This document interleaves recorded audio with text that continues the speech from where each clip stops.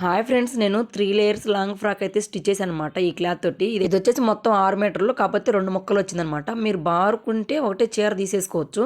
దీన్ని 3 లేయర్స్ ఎలా కట్ చేసుకోవాలంటే, మనం నడుం దగ్గర నుంచి కింద వైపు మనం ఎక్కడ దాకా పెట్టుకోవాలనుకుంటే అక్కడ దాకా పొడవు చూసుకొని దాన్ని 3 భాగాలు చేసుకోవాలన్నమాట.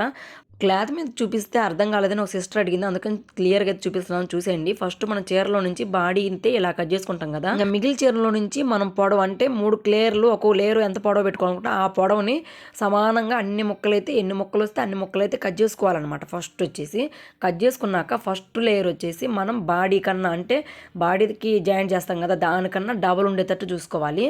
ఇక్కడ నేను ఉజ్జాయింపు కట్ చేసి మీకు అర్థం అవ్వాలని చూపిస్తున్నానండి పేపర్ తోటి. తర్వాత రెండో లేయర్ వచ్చేసి పైన లేయర్ కన్నా కూడా డబుల్ ఉండాలన్నమాట. మూడో లేయర్ వచ్చేసి రెండో లేయర్ కన్నా కూడా ఎక్కువ ఉండాలి. అంటే డబుల్ రాకపోయినా కొంచెం ఎక్కువ అయితే ఉండాలి. అలా తీసుకోండి, ఇలా ఈడీలో చూపించిన విధంగా.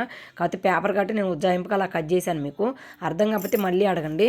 చిన్న చిన్న ఫ్రిల్స్ ఏం పెట్టుకోండి, లేదంటే ఇలా గ్యాదరింగ్ అయితే చేసుకోండి, అది మీ ఇష్టం. ఫ్రిల్స్ పెట్టినా కూడా బాగుండిద్ది, ఇలా గ్యాదరింగ్ చేయడం వల్ల రెడీమేడ్ లాగా ఉండిద్ది అనమాట. ఫైనల్ లుక్ అయితే చూసేయండి.